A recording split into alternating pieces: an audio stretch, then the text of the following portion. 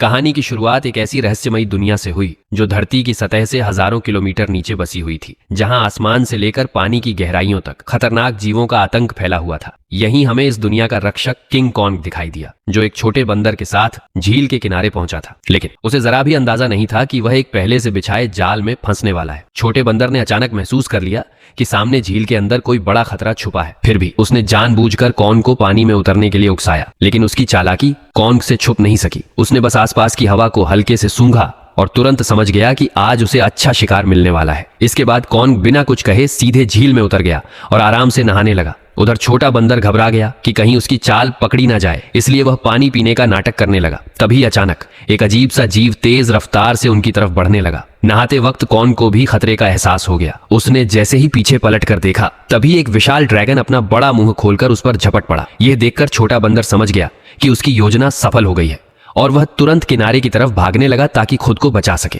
उधर कॉन्ग जमीन पर हर तरह की लड़ाई जीत चुका था, लेकिन पानी में इस तरह के दुश्मन का सामना पहली बार कर रहा था। कॉन्ग उसकी चाल को समझ ही रहा था कि अचानक ड्रैगन उसे खींचकर सीधे झील के अंदर ले गया, लेकिन उसे नहीं पता था कि गुस्से में कॉन्ग कितना खतरनाक हो जाता है। उधर छोटा बंदर यही सोच रहा था कि अब वह कॉन्ग से हमेशा के लिए बच गया है, लेकिन अगले ही पल किंग कॉन्ग का विशाल हथियार सीधे उसके सामने आ गिरा। छोटा बंदर कुछ समझ पाता उससे पहले ही कॉन्ग ने उस ड्रैगन का कटा हुआ सिर सीधे उसके सामने पटक दिया। यह देखकर छोटे बंदर को लगा कि अब कॉन्ग उसे बुरी तरह पीटेगा, लेकिन कॉन्ग ने कुछ नहीं किया, बल्कि उसने अपनी कुल्हाड़ी उठाकर उसे आगे बढ़ने का इशारा कर दिया। दरअसल बंदर नहीं जानता था कि किंग कॉन्ग अपने जैसे किसी को ढूंढने के लिए हजारों सालों से इस दुनिया में अकेला भटक रहा था। वह हर दिन भूखा रहता था और अक्सर यहाँ के खतरनाक भेड़िए उसे दौड़ा दौड़ा कर परेशान करते रहते थे। जब सैकड़ों भेड़िए उसके पीछे पड़ जाते, तब वह छलांग की मदद से किसी तरह बच निकलता। लेकिन इस बार भेड़ियों के झुंड ने उसका पीछा नहीं छोड़ा। वे लगातार उसे घेरने की कोशिश करते रहे। आखिरकार जब उसके सामने गहरी खाई आ गई और भागने का कोई रास्ता नहीं बचा, तब वह मजबूर होकर पलटा और लड़ने के लिए तैयार हो गया। भेड़िए सोच रहे थे कि इस बार शिकार आसान होगा, लेकिन उन्हें अंदाजा नहीं था कि किंग कॉन्ग पहले से ही जाल बिछाकर बैठा था। जैसे ही एक भेड़िए ने छलांग लगाई, तभी अचानक कॉन्ग का जाल एक्टिव हो गया और भेड़िया तुरंत ट्रैप में फंस गया। गड्ढे में गिरते ही लकड़ी के नुकीले भाले भेड़िए के आर पार निकल गए। सही मौका देखते ही कॉन्ग ने तुरंत पेड़ का भारी तना उठाकर गड्ढे में फेंक दिया। जैसे ही जाल एक एक करके एक्टिव हुए, पहाड़ से बड़े बड़े पत्थर लुढ़कते हुए नीचे गिरने लगे और भागने की कोशिश कर रहे भेड़िए वहीं फंस गए। लेकिन धुआं छटते ही कुछ जिंदा बचे भेड़िए फिर भी शिकार छोड़ने को तैयार नहीं थे। गुस्से में किंग कॉन्ग ने एक भेड़िए की लाश पकड़ी और अपनी ताकत दिखाते हुए उसे जोर से फाड़कर 2 टुकड़ों में बांट दिया। ये देखकर बाकी बचे भेड़िए डर के मारे पूंछ दबाकर वहां से भाग गए। हालांकि शिकार मिलने के बाद भी किंग कॉन्ग के चेहरे पर कोई खुशी नहीं थी, क्योंकि उसके मुंह के सड़े हुए दांत ने उसे बहुत परेशान कर रखा था। इसी बीच छुप कर बैठी एक छिपकली मौका देखकर मांस का टुकड़ा उठाकर भागने लगी। किंग कॉन्ग तुरंत उसे रोकने के लिए झपट पड़ा, लेकिन तभी उसका ध्यान दूर से आई आवाज पर चला गया। घाटी से आती उस दहाड़ को सुनकर उसे लगा कि शायद उसका कोई अपना उसे बुला रहा है, इसलिए वह तुरंत उस दिशा में दौड़ पड़ा। लेकिन वहां पहुंचकर उसे सिर्फ एक अजीब सा मेंढक मिला जो उसी के जैसी आवाज निकाल रहा था। सालों तक भटकने के बाद भी वह अकेला था और यही खालीपन उसे भीतर से तोड़ रहा था। आखिरकार दांत की तकलीफ ने उसे इंसानों से मदद मांगने पर मजबूर कर दिया। वह न चाहते हुए भी इंसानी दुनिया में दाखिल हो गया। वहां पहुंचते ही किंग कॉन्ग पहाड़ी पर गिर पड़ा और मदद का इंतजार करने लगा। तभी किस्मत से वैज्ञानिकों की नजर उस पर पड़ गई, लेकिन घबराहट में इंसानों ने सुरक्षा के लिए उसे भारी मात्रा में एनेस्थीसिया दे दिया, जिससे वह वहीं बेहोश हो गया। इसके बाद उन्होंने शहर के सबसे मशहूर डेंटिस्ट को बुलाया। डेंटिस्ट ने बिना एक पल गवाए उस सड़े हुए दांत को उखाड़ने के लिए मजबूत स्टील के तार को कसकर बांध दिया। इतने में ही कॉन्ग ने मुंह से सड़ी हुई बदबू छोड़ दी। सारी तैयारी पूरी होने के बाद जैसे ही स्पेसक्राफ्ट ने अचानक ऊपर उड़ान भरी, तभी एक झटके के साथ किंग कॉन्ग का विशाल दांत बाहर निकल आया। जब किंग कॉन्ग होश में आया तो उसने देखा कि उसका पुराना दांत अब एक मजबूत टाइटेनियम के दांत में बदल दिया गया है। इस नए दांत के साथ उसके अंदर जबरदस्त ताकत आ गई, जिससे उसे लगा कि अब वह किसी को भी हरा सकता है। लेकिन तभी लैब में अचानक किंग कॉन्ग की दुनिया से एक इमरजेंसी सिग्नल आया, जिसने सबको चौंका दिया। इस सिग्नल की सच्चाई जानने के लिए वैज्ञानिकों ने तुरंत एक रेस्क्यू टीम तैयार की और मिशन शुरू किया। उन्होंने किंग कॉन्ग के साथ उस पोर्टल में छलांग लगा दी जो सीधे कॉन्ग की दुनिया में जाता था। जैसे ही वे आगे बढ़े, उनका स्पेसक्राफ्ट तेज रफ्तार से नीचे की ओर खींचने लगा और कुछ ही पलों में वे उस रहस्यमयी दुनिया में दाखिल हो गए। घर पहुंचते ही कॉन्ग ने देखा कि उसका खाना चोरी हो चुका है। उसने तुरंत अपनी कुल्हाड़ी उठाई और सीधे चट्टान के ऊपर पहुंच गया। वहां उसने देखा कि गहरी दरार के अंदर से हल्की नीली रोशनी निकल रही थी, जिसने उसका ध्यान खींच लिया। सच जानने के लिए उसने बिना सोचे सीधे उस गहराई में छलांग लगा दी। घोप अंधेरे में पहुंचते ही उसकी कुल्हाड़ी अपने आप चमकने लगी। रोशनी पड़ते ही उसे दिखा कि चारों तरफ अजीब चमकदार पत्थर फैले हुए हैं जो इस रोशनी पर रिएक्ट कर रहे थे। तभी अचानक दूर से भयानक दहाड़ की आवाज गूंज उठी। वह उस आवाज का पीछा करते हुए झरने के पार पहुंचा, जहां उसे एक नई छिपी हुई दुनिया दिखाई दी। धीरे धीरे आगे बढ़ते हुए उसे अजीब सी बदबू महसूस हुई जो उसे अपनी ओर खींच रही थी। अचानक उसके सामने एक बेहद खतरनाक और विशाल साया उभर आया, जिसे देखते ही किंग कॉन्ग ने तुरंत अपनी कुल्हाड़ी उठाकर मुकाबले के लिए खुद को तैयार कर लिया। जैसे जैसे दोनों के बीच दूरी कम होती गई, वह विशाल साया धीरे धीरे छोटा होता गया और जब सामने आया तो सच्चाई कुछ और ही निकली। असल में वह कोई राक्षस नहीं बल्कि एक छोटा सा मासूम पीले बालों वाला बंदर था, जिसे देखकर वह खुद भी चौंक गया। हजारों सालों में पहली बार अपने जैसे किसी को देखकर किंग कॉन्ग तुरंत झुक गया और अपना हथियार नीचे रख दिया। इसके बाद उसने बंदर से दोस्ती करने के लिए अपना हाथ आगे बढ़ाया। उसे लगा था कि छोटा बंदर भी उसी की तरह अपने जैसे किसी को देखकर खुश होगा, लेकिन अचानक उसने किंग कॉन्ग को जोर से काट लिया। इतनी मुश्किल से अपने जैसे को ढूंढने के बाद किंग कॉन्ग उसे इतनी आसानी से जाने नहीं देना चाहता था, इसलिए वह बंदर के पीछे दौड़ पड़ा। लेकिन तभी अचानक उसके पीछे एक डरावना साया आ खड़ा हुआ, जिसे देखकर वह बुरी तरह चौंक गया, क्योंकि उसने आज तक अपने साइज का कोई गंजा गोरिल्ला नहीं देखा था। जैसे ही कॉन्ग उसकी ओर बढ़ने लगा, तभी अचानक दो लंबे हाथों वाले गोरिल्लाओं ने पीछे से आकर उसे जोर से जमीन पर गिरा दिया। गंजे के चेहरे की मुस्कुराहट देखकर साफ था कि वे लड़ाई के इरादे से ही आए थे, इसलिए किंग कॉन्ग ने भी अब उन्हें मारने का इरादा कर लिया।